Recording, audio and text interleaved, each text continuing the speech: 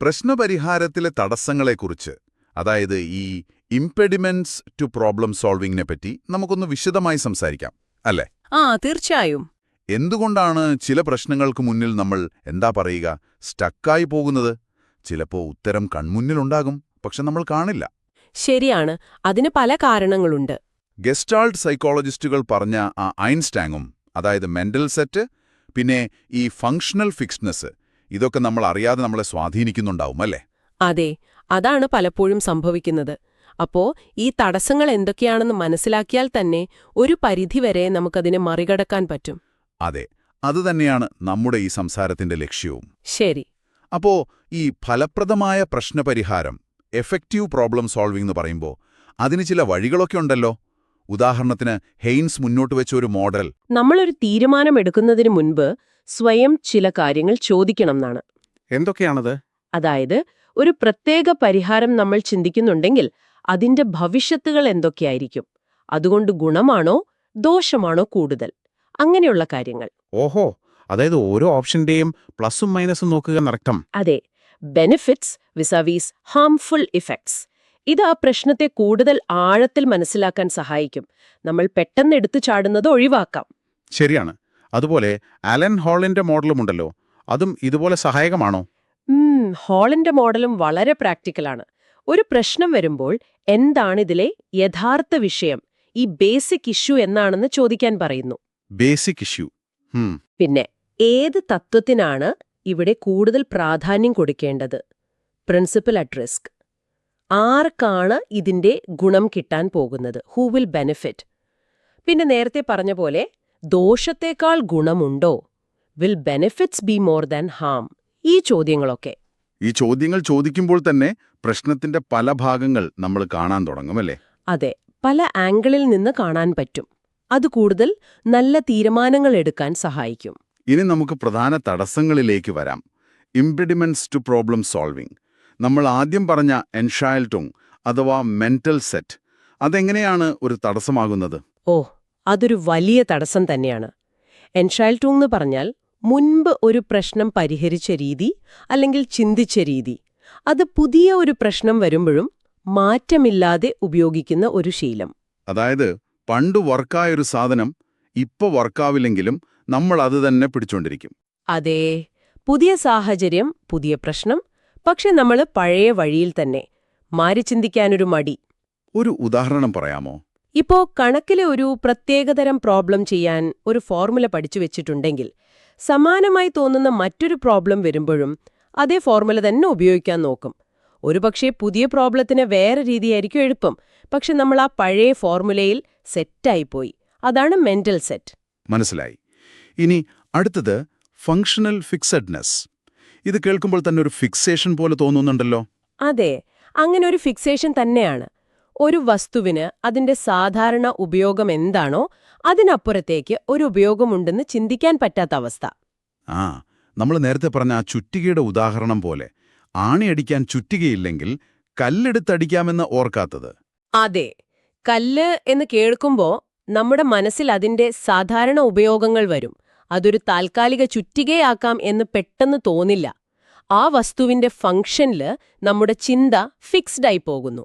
ഇത് ക്രിയേറ്റീവായി ചിന്തിക്കുന്നതിന് വലിയ തടസ്സമാണല്ലേ? വളരെ വലിയ തടസ്സമാണ്. ഇനി വേറൊന്നുണ്ട്, പ്രശ്നത്തെപ്പറ്റി തെറ്റായ ധാരണകൾ രൂപീകരിക്കുന്നത്. Using complete or incorrect representations. അതെങ്ങനെയാണ്? പ്രശ്നം എന്താണെന്ന് പൂർണ്ണമായിട്ടോ ശരിയായിട്ടോ മനസ്സിലാക്കാതെ നമ്മളൊരു പരിഹാരത്തിന് ശ്രമിക്കുന്നു. അണ്ടർസ്റ്റാൻഡിംഗ് ദ പ്രോബ്ലം എന്ന സ്റ്റെപ്പിൽ തന്നെ പിഴവ് പറ്റുന്നു. അതും പ്രശ്നമാണതോ? ഒരു അസുഖം എന്താണെന്ന് ഡോക്ടർക്ക് തെറ്റിപ്പോയാലുള്ള അവസ്ഥ പോലെ. അത് തന്നെ. പ്രശ്നം എന്താണെന്ന് കൃത്യമായി നിർവചിച്ചില്ലെങ്കിൽ പരിഹാരം കണ്ടെത്തുന്നത് പിന്നെ വളരെ ബുദ്ധിമുട്ടാകും, അല്ലെങ്കിൽ തെറ്റായ പരിഹാരത്തിലെത്തും. ശരി. ഇനി അറിവില്ലായ്മയോ? അതായത് lack of problem specific knowledge or expertise, അതും ഒരു തടസ്സമല്ലേ? തീർച്ചയായും. ഒരു പ്രത്യേക വിഷയത്തിൽ വേണ്ടത്ര അറിവോ വൈദഗ്ധ്യമോ ഇല്ലെങ്കിൽ ആ പ്രശ്നത്തിന്റെ സങ്കീർണത മനസ്സിലാക്കാനോ സാധ്യമായ പരിഹാരങ്ങൾ കാണാനോ പറ്റില്ല. ഉദാഹരണത്തിന്, ഒരു കമ്പ്യൂട്ടർ പ്രോഗ്രാമിലെ പ്രശ്നം പരിഹരിക്കാൻ പ്രോഗ്രാമിംഗ് അറിയാത്ത ഒരാൾ ശ്രമിക്കുന്നതുപോലെ. അതെ, അയാൾക്ക് ആ കോഡിന്റെ ഭാഷയോ ലോജിക്കോ അറിയില്ലെങ്കിൽ ഒന്നും ചെയ്യാൻ പറ്റില്ല. അതുപോലെ മെഡിക്കൽ പ്രശ്നമാണെങ്കിൽ ഡോക്ടറുടെ വൈദഗ്ധ്യം വേണം. എഞ്ചിനീയറിംഗ് പ്രശ്നമാണെങ്കിൽ എഞ്ചിനീയറുടെ അറിവ് വേണം. ഇതൊന്നുമല്ലാതെ വേറെയും തടസ്സങ്ങളുണ്ടോ? ഈ പെർസെപ്ച്വൽ ബ്ലോക്സ്, ഇമോഷണൽ ബ്ലോക്സ് എന്നൊക്കെ പറയുന്നത്. ഉണ്ട്. പെർസെപ്ച്വൽ ബ്ലോക്സ് എന്ന് പറഞ്ഞാൽ പ്രശ്നത്തെ കാണുന്നതിലെ പരിമിതികളാണ്. ചിലപ്പോൾ നമ്മൾ പ്രശ്നത്തിന്റെ ഒരു ഭാഗം മാത്രമേ കാണുന്നുള്ളൂ, അല്ലെങ്കിൽ അനാവശ്യമായ കാര്യങ്ങളിൽ ശ്രദ്ധ കൊടുക്കുന്നു. ഇമോഷണൽ ബ്ലോക്സ് ആണെങ്കിൽ പേടി, ഉത്കണ്ഠ അല്ലെങ്കിൽ അമിതമായ ആത്മവിശ്വാസം കുറവ്, ഇതൊക്കെ പ്രശ്നം പരിഹരിക്കുന്നതിൽ നിന്ന് നമ്മളെ തടയും. ഹോ, അപ്പോ ഒരു പ്രശ്നം പരിഹരിക്കുക എന്നത് അത്ര എളുപ്പമുള്ള പണിയല്ല. ഒരുപാട് കടമ്പകളുണ്ട്. ഈ ഐൻസ്റ്റൈനും ഫങ്ഷണൽ ഫിക്സ്നെസ്, തെറ്റായ ധാരണകൾ, അറിവില്ലായ്മ, പിന്നെ ഈ പറഞ്ഞ വൈകാരികവും കാഴ്ചപ്പാടിലുള്ളതുമായ തടസ്സങ്ങൾ. അതെ, ഇതൊക്കെ നമ്മൾ അറിഞ്ഞോ അറിയാതെയോ നേരിടാൻ സാധ്യതയുള്ള കാര്യങ്ങളാണ്. അപ്പൊ ഇതിൽ നിന്നൊക്കെ നമുക്ക് എന്താണ് മനസ്സിലാക്കാൻ പറ്റുന്നേ? പ്രധാന കാര്യം ഈ തടസ്സങ്ങളെക്കുറിച്ചൊരു ബോധ്യമുണ്ടാവുക എന്നതാണ്. Self awareness. അങ്ങനെ ആവുമ്പോൾ നമ്മളെ എവിടെയാണ് സ്റ്റക്കാവുന്നതെന്ന് തിരിച്ചറിയാൻ പറ്റും. ആ തിരിച്ചറിവ് കിട്ടിയാൽ പിന്നെ അത് മറികടക്കാനും എളുപ്പമാവല്ലോ. തീർച്ചയായും. പിന്നെ ഹെയ്ൻസിന്റെയും ഹാളിന്റെയും മോഡലുകൾ പറഞ്ഞ പോലെ ചിട്ടയായി ചിന്തിക്കാൻ സഹായിക്കുന്ന ചില ചോദ്യങ്ങൾ സ്വയം ചോദിക്കുന്നത് നല്ലതാണ്. അത് നമ്മുടെ ചിന്തയെ ട്രാക്കിലാക്കാൻ സഹായിക്കും. പഴയ രീതികളിൽ കുടുങ്ങിപ്പോകാതെ നോക്കും. അതെ. അപ്പോൾ കേൾക്കുന്ന നിങ്ങളോടൊരു ചോദ്യം.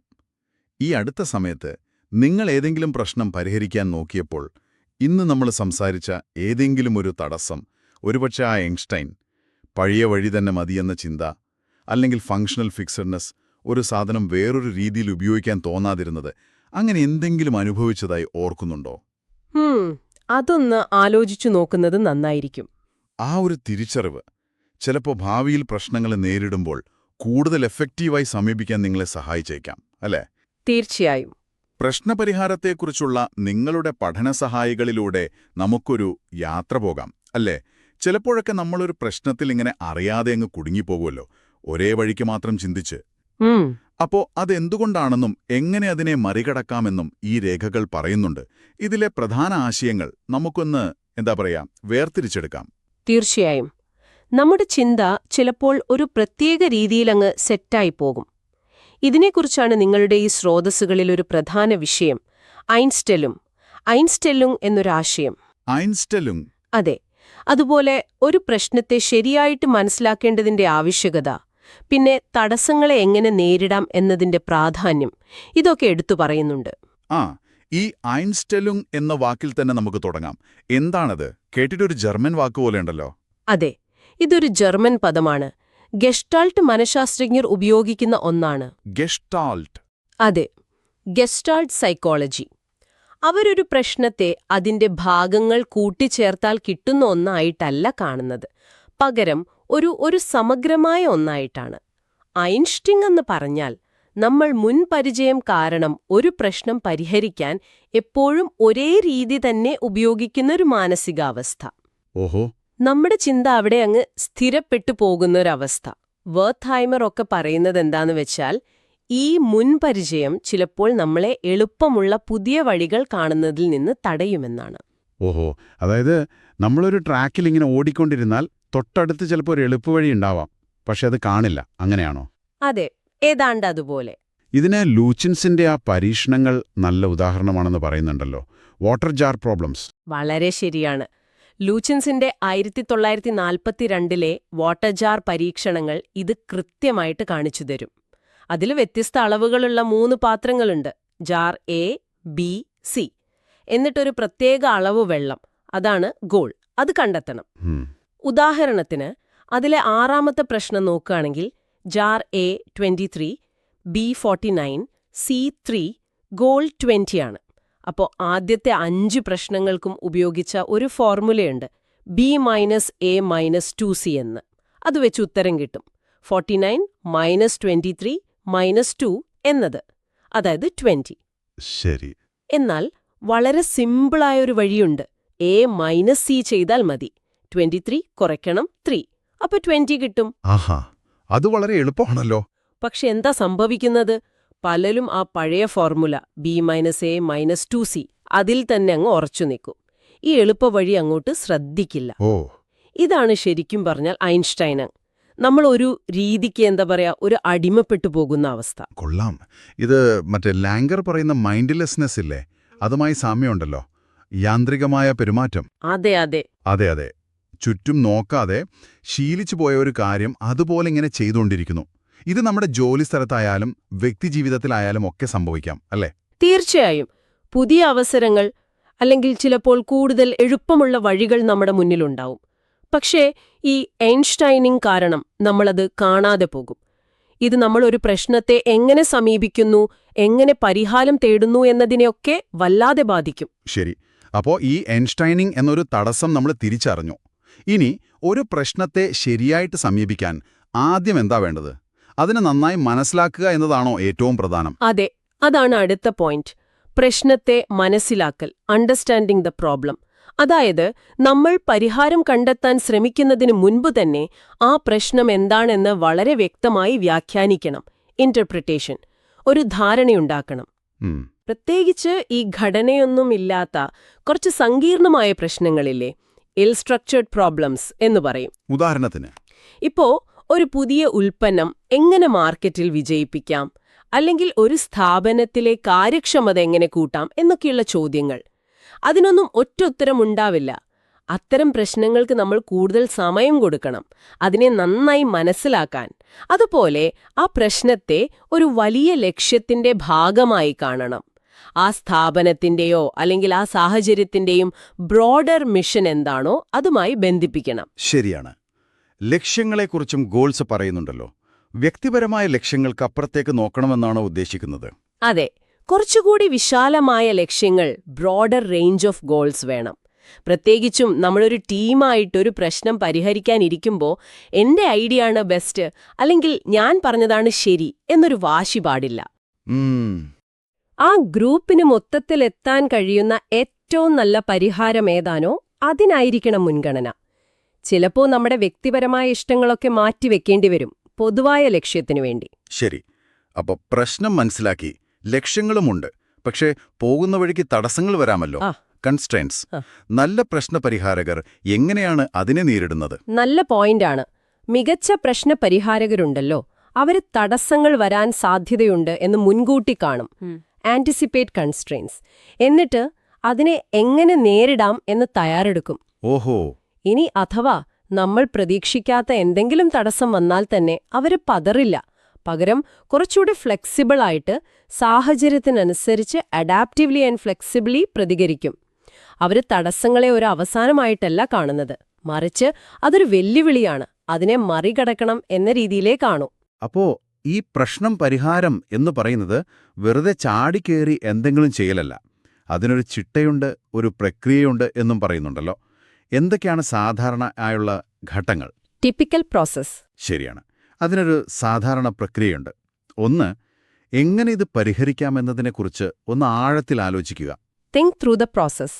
2, വ്യക്തമായ ഒരു പ്ലാൻ ഉണ്ടാക്കുക, എങ്ങോട്ട് പോകണം, എന്തൊക്കെ ചെയ്യണം എന്നതിനെക്കുറിച്ച്. 3, ആവശ്യമായ വിവരങ്ങൾ ശേഖരിക്കുക, അതും വിശ്വസനീയമായ ഉറവിടങ്ങളിൽ നിന്നും വേണം.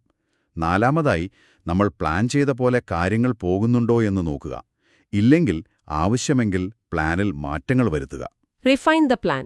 5, ഒറ്റയ്ക്ക് ചെയ്യാതെ മറ്റുള്ളവരുമായി ആലോചിക്കുന്നത് നല്ലതാണ്.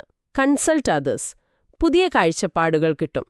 6, പരിഹാരം കണ്ടെത്തിയാൽ മാത്രം പോരാ, അത് നടപ്പാക്കിയതിനു ശേഷം എന്ത് സംഭവിക്കുന്നു എന്ന് നോക്കാനും തുടർ നടപടികൾക്കും ഒരു പ്ലാൻ വേണം. Plan for follow up. ഇതൊരു ചെക്ക് ലിസ്റ്റ് എന്നതിനേക്കാൾ ഒരു ചിട്ടയായ സമീപനത്തിന്റെ ചട്ടക്കൂടാണ്. അപ്പോ ശരി, നമ്മൾ ഈ ഐൻസ്റ്റൈലും എന്ന ഒരു ചിന്താരീതിയിലുള്ള കെണിയിൽ വീഴാതെ ശ്രദ്ധിക്കണം. പ്രശ്നത്തെ നന്നായിട്ട് മനസ്സിലാക്കണം, വരാനിടയുള്ള തടസ്സങ്ങളെ മുൻകൂട്ടി കാണണം, പിന്നെ വ്യക്തമായ ഒരു പ്ലാനോടുകൂടി ചിട്ടയായി മുന്നോട്ടു പോകണം. ഇതാണ് അല്ലേ ഈ സ്രോതസ്സുകൾ നൽകുന്ന ഒരു പ്രധാന സന്ദേശം? അതെ, വളരെ ശരിയാണ്. ചുരുക്കി പറഞ്ഞാൽ അതുതന്നെ. ഇനിയിപ്പോ നിങ്ങൾ ദൈനംദിന ജീവിതത്തിൽ ഒരു പ്രശ്നം നേരിടുമ്പോൾ അല്ലെങ്കിൽ ഒരു തീരുമാനമെടുക്കാൻ ശ്രമിക്കുമ്പോൾ ഒരു നിമിഷമൊന്ന് നിർത്തിയിട്ട് ആലോചിക്കുന്നത് നന്നായിരിക്കും. ഞാനിപ്പോൾ എപ്പോഴും പോകുന്ന ആ വഴിക്ക് തന്നെയാണോ പോകുന്നത്? ഇതിലും എളുപ്പമുള്ള അല്ലെങ്കിൽ വ്യത്യസ്തമായ ഒരു സമീപനം സാധ്യമാണോ? ആ ഒരു ചോദ്യം മാത്രം മതി ചിലപ്പോൾ പുതിയ വാതിലുകൾ തുറന്നു തരാൻ, പുതിയ മികച്ച പരിഹാരങ്ങളിലേക്കെത്താൻ. നമ്മൾ ഇന്ന് നോക്കുന്നത് എന്താ പറയാ, ഈ പ്രശ്നപരിഹാരത്തിൽ നമ്മൾ നേരിടുന്ന തടസ്സങ്ങളെക്കുറിച്ചാണ്. ഇംപിഡിമെന്റ്സ് ഇൻ പ്രോബ്ലം സോൾവിംഗ്. കയ്യിലുള്ള ഈ വിവരങ്ങൾ വെച്ച് നോക്കുമ്പോൾ എന്തുകൊണ്ടാണ് ചിലപ്പോൾ നമുക്ക് എളുപ്പമുള്ള പ്രശ്നങ്ങൾക്ക് പോലും ശരിയായ പരിഹാരം കിട്ടാതെ പോകുന്നത്? എങ്ങനെ ഇതിനെ കുറച്ചുകൂടി നന്നായിട്ട് സമീപിക്കാം, ഇതൊക്കെ നമുക്ക് നോക്കാം. ഓക്കെ, അപ്പൊ തുടങ്ങാം. തീർച്ചയായും. ശരിക്കും ഒരു ലക്ഷ്യത്തിലേക്ക് നമ്മൾ പോകുമ്പോൾ അതിനെ തടയുന്ന എന്തെങ്കിലും ഒരു ഓബ്സ്റ്റക്കിൾ, ഒരു പ്രതിബന്ധം വരുമ്പോഴാണല്ലോ ഒരു പ്രശ്നം, ഒരു പ്രോബ്ലം ഉണ്ടാകുന്നത്. അതെ. അപ്പോ ഒരു നല്ല പരിഹാരം വേണമെങ്കിലേ ഈ മെറ്റീരിയൽസ് പറയുന്നത് പോലെ കാര്യങ്ങളെ അനലൈസ് ചെയ്യാനും, അതായത് വിശകലനം ചെയ്യാനും, പിന്നെ പുതിയ ഐഡിയാസ് ക്രിയേറ്റീവായിട്ട് ചിന്തിക്കാനും പറ്റണം. ശരിയാണ്. എനാലിറ്റിക്കലും ക്രിയേറ്റീവുമായ ചിന്തകൾ. അതെ. ഇത് രണ്ടും കൂടി ഒരുമിച്ച് കൊണ്ടുവരുന്നതിലാണ് പലപ്പോഴും ഒരു ഒരു ബുദ്ധിമുട്ട് വരുന്നത്. ഈ തന്ന മെറ്റീരിയലിൽ പറയുന്ന ഒരു പ്രധാന കാര്യം, ആളുകൾക്ക് നല്ല പരിഹാരം കണ്ടെത്താൻ പറ്റാതെ പോകുന്നതിന് പല കാരണങ്ങളുണ്ട് എന്നതാണ്. അതിലൊന്ന്, കാര്യങ്ങളെ ഒരു ചിട്ടയായിട്ട് ഒരു മെത്താഡിക്കൽ അപ്രോച്ചിൽ സമീപിക്കാത്തതാണ്. നമ്മൾ പലപ്പോഴും ഒരു പ്രശ്നം കാണുമ്പോഴേക്കും ചാടിക്കേറി ഒരു പരിഹാരത്തിലേക്ക് പോകാൻ നോക്കും, അല്ലേ? അതെ, ആ ഒരു എടുത്തുചാട്ടം അത് പലപ്പോഴും പ്രശ്നമാകാറുണ്ട്. അതുപോലെ തന്നെ പ്രശ്നത്തെ തെറ്റായിട്ട് മനസ്സിലാക്കുന്നത്, മിസ്ഇന്റർപ്രേറ്റിംഗ് ദ പ്രോബ്ലം. നിങ്ങൾ തന്നൊരു കേസ് സ്റ്റഡിയിൽ അത് പറയുന്നുണ്ടല്ലോ. ഒരു ടീം വിചാരിച്ചത് കസ്റ്റമർ കംപ്ലൈന്റിന്റെ കാരണം പ്രോഡക്റ്റ് ക്വാളിറ്റി മോശമായതുകൊണ്ടാണ്. ശരി. പക്ഷെ ശരിക്കുള്ള പ്രശ്നം ഡെലിവറി വൈകുന്നതായിരുന്നു. അപ്പോൾ അവര് സമയം മുഴുവൻ ക്വാളിറ്റി കൂട്ടാൻ നോക്കി, പക്ഷേ പ്രശ്നം മാറിയതുമില്ല. അത് വളരെ കറക്റ്റ് പോയിന്റാണ്. അതുപോലെ കയ്യിലുള്ള വിവരം, ഇൻഫർമേഷൻ, അത് ചിലപ്പോൾ പൂർണ്ണമായിരിക്കില്ല. ഇൻസഫിഷ്യന്റ് ഇൻഫർമേഷൻ, അല്ലെങ്കിൽ കിട്ടിയത് തെറ്റായിരിക്കും. ഇനാക്യുറേറ്റ് ഇൻഫർമേഷൻ, ഇതും വലിയ തടസ്സമല്ലേ? തീർച്ചയായും. പലപ്പോഴും തീരുമാനമെടുക്കാൻ വേണ്ട ഡേറ്റ കറക്റ്റായിട്ട് ശേഖരിക്കുന്നതിൽ തന്നെ പ്രശ്നം വരാറുണ്ട്. ഈ റിസർച്ചിലൊക്കെ അതാണ് പറയുന്നത്. പിന്നെ നമ്മൾ നേരത്തെ പറഞ്ഞില്ലേ, ഈ അനലിറ്റിക്കലും ക്രിയേറ്റീവുമായ തിങ്കിങ്, അത് രണ്ടും കൂടി ഒരുമിപ്പിക്കാൻ, സിന്തസൈസ് ചെയ്യാൻ പറ്റാതെ വരുന്നത്, അതും വലിയൊരു കാര്യമാണ്. അതെങ്ങനെ? അതായത് ചിലർക്ക് കാര്യങ്ങൾ നന്നായിട്ട് അനലൈസ് ചെയ്യാനറിയാം, ഇങ്ങനെ കീറി മുറിച്ച് പരിശോധിക്കാൻ മിടുക്കരായിരിക്കും. പക്ഷേ പുതിയ ഐഡിയ കൊണ്ടുവരാൻ ചിലപ്പോൾ ബുദ്ധിമുട്ടായിരിക്കും. മറ്റു ചിലർക്ക് ഒരുപാട് ക്രിയേറ്റീവ് ഐഡിയാസ് ഉണ്ടാകും. പക്ഷേ അതിലേതാണ് നടപ്പാക്കാൻ പറ്റുന്നത്, ഏതാണ് പ്രായോഗികമെന്നൊന്നും ചിലപ്പോൾ നോക്കാൻ പറ്റില്ല. ശരി. രണ്ടും വേണം. രണ്ടും ഒരുപോലെ ബാലൻസ് ചെയ്ത് കൊണ്ടുപോകണം. അപ്പോ ശരിക്കും നല്ല രീതിയിൽ പ്രശ്നം പരിഹരിക്കാൻ, പ്രൊഡക്റ്റീവ് പ്രോബ്ലം സോൾവിങ്ങിന് എന്താണ് വേണ്ടത്? നിങ്ങളുടെ ഈ നോട്ടുകളിൽ കുറച്ച് അടിസ്ഥാന കാര്യങ്ങൾ പറയുന്നുണ്ട്. ഒന്നാമതായിട്ട്, പ്രശ്നത്തെക്കുറിച്ച് നല്ല വ്യക്തമായ ഒരു വിവരണം, ഒരു ക്ലിയർ ഡിസ്ക്രിപ്ഷൻ വേണം. എന്താണ് ശരിക്കും പ്രശ്നം എന്ന് കൃത്യമായിട്ട് പറയണം. വളരെ പ്രധാനം.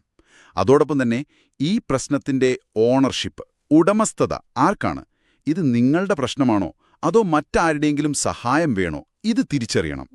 പിന്നെ പ്രശ്നത്തിന്റെ വ്യാപ്തി, സ്കോപ്പ്, ഇത് എത്രത്തോളം വലുതാണ്, ആരെയൊക്കെ ബാധിക്കുന്നുണ്ട്, ഇതിനെക്കുറിച്ചൊരു ധാരണ വേണം. ഈ ഒരു ക്ലാരിറ്റി ഇല്ലെങ്കിൽ നമ്മൾ എങ്ങോട്ടാ പോകുന്നതെന്ന് ഒരു പിടിയും കിട്ടില്ല. പിന്നെ പരിഹാരം കണ്ടെത്താനുള്ള ബ്രെയിൻ സ്റ്റോമിംഗ്. അതെ, ഇവിടെ ഒരു രസകരമായ കാര്യം പറയുന്നുണ്ട്. എത്ര മോശം ഐഡിയ ആണെന്ന് തോന്നിയാലും തുടക്കത്തിൽ അതിനെ തള്ളിക്കളയരുത്. എല്ലാ ആശയങ്ങളും പരിഗണിക്കണം. ആ സമയത്തൊരു വിമർശനവും ക്രിറ്റിസിസം പാടില്ല എന്നും പറയുന്നു. ഇത് പ്രായോഗികമായിട്ട് നടക്കുമോ? അത് അതൊരു വെല്ലുവിളിയാണ് ശരിക്കും. കാരണം നമ്മൾ അറിയാതെ തന്നെ ഒരു ഐഡിയ കേൾക്കുമ്പോഴേക്കും അത് ശരിയാവില്ല എന്ന് പറയാൻ തോന്നും. അതെ. പക്ഷേ ആ ബ്രെയിൻ സ്റ്റോമിംഗ് സ്റ്റേജിൽ ഈ വിമർശനം ഒഴിവാക്കിയാലേ ആളുകൾക്ക് ഫ്രീ ആയിട്ട് സംസാരിക്കാനും ചിലപ്പോ വളരെ വിചിത്രമെന്ന് തോന്നുന്ന ഐഡിയാസ് പറയാനും ഒരു ധൈര്യം കിട്ടൂ. ശരിയാണ്. അവിടെ നിന്നാണ് ചിലപ്പോൾ നല്ല പുതിയ ആശയങ്ങൾ, ഇന്നൊവേഷനൊക്കെ വരുന്നത്. എന്നാൽ ഈ നല്ല കാര്യങ്ങളെയൊക്കെ തടസ്സപ്പെടുത്തുന്ന ചില കാര്യങ്ങൾ, ഇംപെഡിമെന്റ്സ് ടു പ്രൊഡക്റ്റീവ് പ്രോബ്ലം സോൾവിംഗ്, അതും ഈ മെറ്റീരിയൽ പറയുന്നുണ്ടല്ലോ. പറയുന്നുണ്ട്. അതിലെനിക്ക് തോന്നുന്നു ഏറ്റവും കോമൺ ആയിട്ടുള്ളത് അതേ പക്ഷേ എന്നുള്ള ആ ഒരു മനോഭാവം. യെസ് ബട്ട്, ഒരു പുതിയ കാര്യം കേൾക്കുമ്പോഴേക്കും അതിലെ പ്രശ്നം കണ്ടുപിടിക്കാൻ നോക്കുന്നത്. കൃത്യമാണ്. അതൊരു വലിയ ബ്ലോക്കാണ്. അതുപോലെ പുതിയ ഐഡിയാസിനോടുള്ള ഒരു തരം പ്രതിരോധം, ഇന്റലക്ച്വൽ ഡിഫെൻസീവ്നെസ് എന്ന് പറയും. എനിക്കറിയാം, ഞാൻ പറയുന്നതാണ് ശരി എന്നൊരു ചിന്ത. അത് വന്നാൽ പിന്നെ പുതിയതൊന്നും കേൾക്കാൻ തയ്യാറാകില്ല. ഈ മനോഭാവം ടീമുകളുടെ വളർച്ചയെ വല്ലാതെ ബാധിക്കുമെന്ന് പല പഠനങ്ങളും പറയുന്നുണ്ട്. പിന്നെ തെറ്റുപറ്റുമോ എന്നുള്ള പേടി, ഫിയർ ഓഫ് ബീങ് റോങ്, അതും വലിയൊരു പ്രശ്നമല്ലേ? തീർച്ചയായും ആ പേടി കാരണം പലരും മിണ്ടാതിരിക്കും. നല്ല ഐഡിയാസ് മനസ്സിലുണ്ടായാൽ പോലും പുറത്തു പറയില്ല. ശരിയാണ്. അതുപോലെ പ്രശ്നത്തെ ഒബ്ജക്റ്റീവായിട്ട് കാണാതെ വല്ലാതെ ഇമോഷണലായിട്ട് എടുക്കുന്നത്, ഇമോഷണലി സ്റ്റക്കായി പോവുക എന്ന് പറയില്ലേ? വൈകാരികമായി കുടുങ്ങിപ്പോവുക. അതെ. പിന്നെ വേറെ ചില തടസ്സങ്ങൾ പ്രശ്നമുണ്ടെന്ന് സമ്മതിക്കാൻ പോലും തയ്യാറാകാത്ത അവസ്ഥ, ഡിനയൽ. ഓ, ചിലപ്പോൾ മാനസികമായിട്ടോ ശാരീരികമായിട്ടോ ഉള്ള ക്ഷീണം, മെന്റൽ അല്ലെങ്കിൽ ഫിസിക്കൽ ഫറ്റീഗ്, അല്ലെങ്കിൽ ബേൺ ഔട്ട്, ഇതും ക്രിയേറ്റീവായിട്ട് ചിന്തിക്കുന്നതിനെ ബാധിക്കും. ശരിയാണ്. അപ്പോ ഇത്രയും തടസ്സങ്ങളെക്കുറിച്ച് നമ്മൾ സംസാരിച്ചു.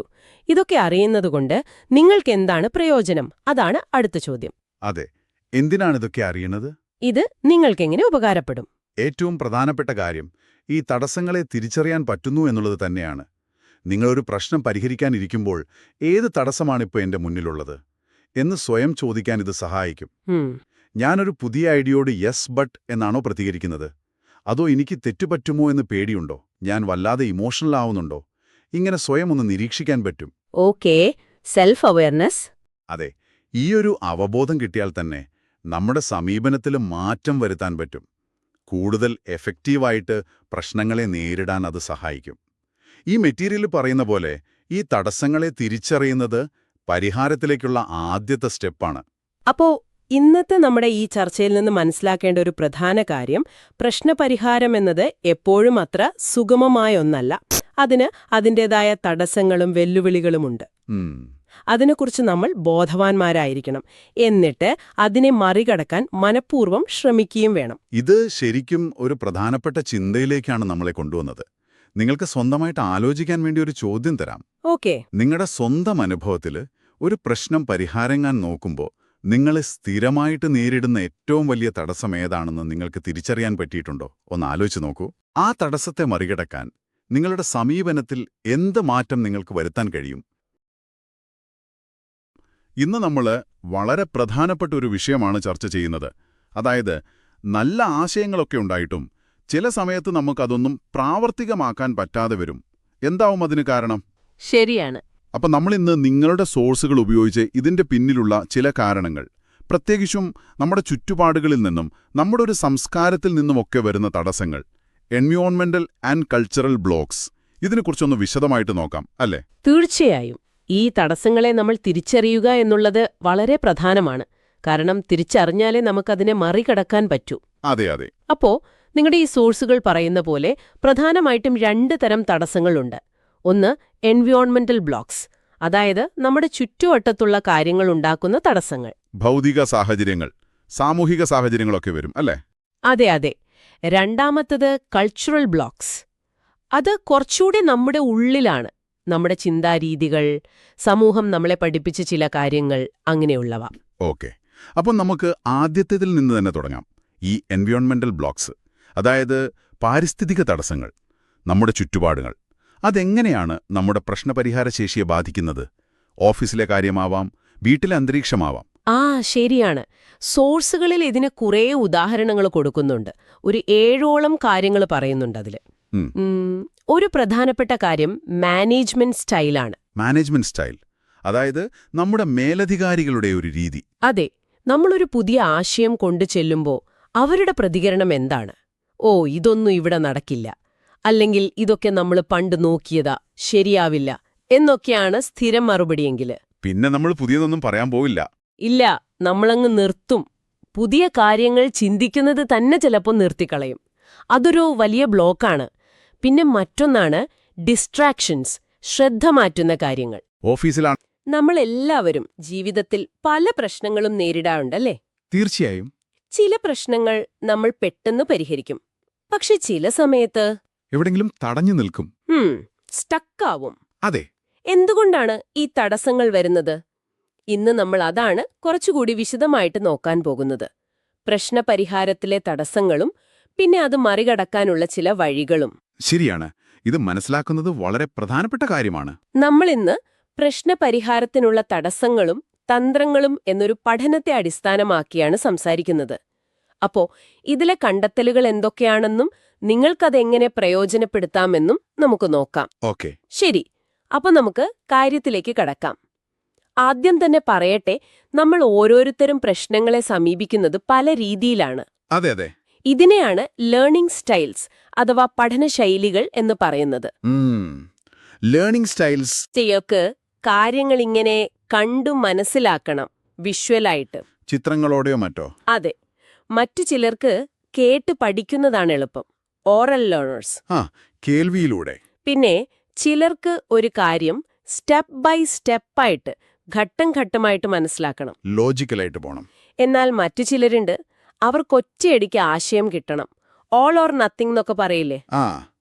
മൊത്തത്തിലൊരു ചിത്രം കിട്ടണം. അതുപോലെ ചിലർ ഒറ്റയ്ക്കിരുന്ന് ആലോചിച്ചു പരിഹാരം കണ്ടെത്താൻ ശ്രമിക്കും, ഇൻട്രോവേർട്ട് രീതി. അതേസമയം മറ്റു ചിലർക്ക് ഒരു ഗ്രൂപ്പിലിരുന്ന് മറ്റുള്ളവരുമായി ചർച്ച ചെയ്ത് മുന്നോട്ടു പോകാനാവും താൽപ്പര്യം. Social learners. അപ്പോൾ ഈ വ്യത്യാസങ്ങൾ നമ്മൾ അറിയണമല്ലേ? തീർച്ചയായും. ഇത് നമ്മളൊരു പ്രശ്നം പരിഹരിക്കാൻ ശ്രമിക്കുമ്പോൾ ഒരു ഘടകമാവാം. ശരിയാണ്. പിന്നെ രസകരമായ ഒരു കാര്യം കൂടിയുണ്ട്. ഈ ചിന്താശൈലികളിൽ ലിംഗഭേദങ്ങൾക്ക് പോലും, അതായത് ജെൻഡർ ലിങ്ക്ഡ് ഡിഫറൻസിനും ഒരു പങ്കുണ്ടെന്ന് ചില പഠനങ്ങൾ പറയുന്നു. ഓഹോ, അതെങ്ങനെയാണ്? ഉദാഹരണത്തിന്, വിവരങ്ങളൊന്ന് ഓർഗനൈസ് ചെയ്യാനും കാര്യങ്ങൾ തമ്മിൽ ബന്ധിപ്പിക്കാനും സ്ത്രീകൾക്ക് പുരുഷന്മാരെക്കാൾ കുറച്ചുകൂടി കഴിവുണ്ടെന്ന് ചില കണ്ടെത്തലുകൾ പറയുന്നുണ്ട്. ഇൻഫർമേഷൻ പ്രോസസ്സിംഗിലല്ലേ? അതെ. പക്ഷെ ഇത് എന്താ പറയാ, ഒരു പൊതുവായ കണ്ടെത്തലാണ്. എല്ലാ സാഹചര്യത്തിലും ഇത് 100% ശരിയാവണമെന്നില്ല. ശരിയാണ്. ഇതൊരു സാധ്യതയാണ്, പക്ഷേ സ്റ്റീരിയോടൈപ്പ് ചെയ്യാനും പാടില്ല. തീർച്ചയായും. പക്ഷേ ഇങ്ങനെയുള്ള വ്യത്യാസങ്ങളും ഒരു തടസ്സമോ അല്ലെങ്കിൽ സഹായകമോ ആകാം എന്ന് ഓർക്കുന്നത് നല്ലതാണ്. ശരി. അപ്പോ ഈ പഠനശൈലികളും ഒരു പരിധിവരെ ലിംഗഭേദങ്ങളും സ്വാധീനിക്കാം. ഇത് കൂടാതെ വേറെ പ്രധാനപ്പെട്ട തടസ്സങ്ങളുണ്ട്. അതാണ് കോഗ്നിറ്റീവ് ബാരിയേഴ്സ്. കോഗ്നിറ്റീവ് ബാരിയേഴ്സ്, ബുദ്ധിപരമായ തടസ്സങ്ങൾ അല്ലേ? അതെ, നമ്മൾ ചിന്തിക്കുന്ന രീതിയിലുള്ള തടസ്സങ്ങൾ. ഇതിൽ ഏറ്റവും പ്രധാനപ്പെട്ട ഒന്നാണ് lack of transfer of structure. Lack of transfer of structure. അതെ. അതെന്താണ്? അതായത് നമ്മൾ മുൻപ് ഒരു കാര്യം പഠിച്ചിട്ടുണ്ടാവും, അല്ലെങ്കിൽ ഒരു പ്രശ്നം പരിഹരിച്ചിട്ടുണ്ടാവും. ഓക്കെ. അതുപോലത്തെ ഘടനാപരമായി സാമ്യമുള്ള വേറൊരു പുതിയ പ്രശ്നം വരുമ്പോൾ ആ പഴയ അറിവ് ഇവിടെ ഉപയോഗിക്കാൻ പറ്റാതെ വരിക. ഓ, മനസ്സിലായി. അതായത് രണ്ടും തമ്മിലൊരു ബന്ധമുണ്ടെന്ന് നമുക്ക് തിരിച്ചറിയാൻ പറ്റുന്നില്ല. അതെ, ആ സ്ട്രക്ചർ, ആ ഘടന ഒന്നാണെന്ന് മനസ്സിലാക്കാതെ പോകുന്നു. നമ്മൾ ചിലപ്പോ പുറമേയുള്ള വ്യത്യാസങ്ങൾ മാത്രം നോക്കും. ഇത് സാധാരണ തുടക്കക്കാർക്ക് പറ്റുന്ന അബദ്ധമാണോ? തുടക്കക്കാർക്ക് മാത്രമല്ല. അത്ഭുതം എന്താന്ന് വെച്ചാൽ ചിലപ്പോ ഈ വിഷയത്തിൽ നല്ല കഴിവുള്ളവർക്ക്, വിദഗ്ധർക്ക് പോലും ഇത് സംഭവിക്കാം. ആണോ? അതെ. അവർ ചിലപ്പോ ആഴത്തിലുള്ള ആ സാമ്യം കാണാതെ ഉപരിപ്ലവമായ കാര്യങ്ങളിൽ ശ്രദ്ധ കേന്ദ്രീകരിച്ചു പോകും. ഓക്കേ, ഇത് വലിയൊരു പ്രശ്നം തന്നെയാണല്ലോ. ആണ്. ഇവിടെയാണ് അനാലജീസ്, തിരിച്ചറിയാനുള്ള കഴിവ് പ്രസക്തമാവുന്നത്. സാമ്യതകൾ. അനാലജി. നമ്മളൊരു പ്രശ്നം പരിഹരിക്കാൻ ശ്രമിക്കുമ്പോൾ ഇതുപോലത്തെ വേറെ പ്രശ്നം മുൻപ് പരിഹരിച്ചിട്ടുണ്ടോ എന്ന് നോക്കുന്നത്, ആ അനാലജി ഉപയോഗിക്കുന്നത് ഈ ട്രാൻസ്ഫറിന് സഹായിക്കും. ശരി. പക്ഷേ വേറൊരു പ്രശ്നം എന്താന്ന് വെച്ചാൽ, പലപ്പോഴും ഒരാൾ ഒരു അനാലജി ചൂണ്ടിക്കാണിച്ച് തന്നാൽ പോലും അത് ഈ പുതിയ പ്രശ്നത്തിൽ എങ്ങനെ ഉപയോഗിക്കണം എന്ന് പഠിക്കുന്ന ആൾക്ക് മനസ്സിലാവണമെന്നില്ല. ഓ, അതായത് അനാലജി ഉണ്ടെന്ന് അറിഞ്ഞിട്ടും കാര്യമല്ല, അത് അപ്ലൈ ചെയ്യാൻ അറിയണം. അതെ. പിന്നെയുള്ളൊരു പ്രധാനപ്പെട്ട കോഗ്നിറ്റീവ് ബാരിയറാണ് ഫങ്ഷണൽ ഫിക്സഡ്നെസ്. ഫങ്ഷണൽ ഫിക്സഡ്നെസ്. ഒരു വസ്തുവിന് അല്ലെങ്കിൽ ഒരു ആശയത്തിന് ഒരൊറ്റ ഉപയോഗമേ ഉള്ളൂ എന്നൊരു ധാരണയിൽ നമ്മൾ ഉറച്ചു നിൽക്കുക. ഓ, ഒരു ഉദാഹരണം പറയാമോ? പറയാം. ഇപ്പോ ഒരു സ്ക്രൂ ടൈറ്റ് ചെയ്യണം. കയ്യിൽ സ്ക്രൂ ഡ്രൈവർ ഇല്ല. ശരി. പക്ഷേ ഒരു നാണയത്തൊട്ടുണ്ട്. ആ നാണയം ഉപയോഗിച്ച് സ്ക്രൂ തിരിക്കാമെന്ന് നമുക്ക് തോന്നുന്നില്ല. കാരണം നാണയം പൈസ കൊടുക്കാനുള്ളതാണ്, സ്ക്രൂ ഡ്രൈവർ സ്ക്രൂ തിരിക്കാനുള്ളതാണ്. ആ ഒരു ഫിക്സഡ് ചിന്ത. മനസ്സിലായി. ഒരു സാധാരണ ഉപയോഗത്തിനപ്പുറം ചിന്തിക്കാത്ത അവസ്ഥ. അതെ. അതുപോലെ വേറൊന്നുണ്ട്, സൂപ്പർഫിഷ്യൽ ട്രാൻസ്ഫറൻസ്. Superficial transference. അതായത് രണ്ട് പ്രശ്നങ്ങൾ തമ്മിൽ ബന്ധിപ്പിക്കുമ്പോൾ അതിന്റെ ആഴത്തിലുള്ള ഘടനയോ ആശയമോ നോക്കാതെ പുറകുള്ള കാര്യങ്ങൾ മാത്രം നോക്കുക. ചിലപ്പോൾ വാക്കുകൾ അല്ലെങ്കിൽ വേരിയബിൾസ് അത് മാത്രം മാച്ച് ചെയ്യാൻ നോക്കും. ആഴത്തിലുള്ള ബന്ധം കാണാതെ പോകുന്നു. അതെ. ഇതെല്ലാം പ്രശ്നപരിഹാരത്തിന് തടസ്സങ്ങളാണ്. കൊള്ളാം. അപ്പൊ ഈ പഠന ശൈലികളുടെ പ്രശ്നങ്ങള്, പിന്നെ ഈ കോഗ്നിറ്റീവ് ബാരിയേഴ്സ്, ഇതൊക്കെ മറികടക്കാൻ എന്തെങ്കിലും വഴികള്, തന്ത്രങ്ങള് ഈ പഠനം പറയുന്നുണ്ടോ? ഉറപ്പായും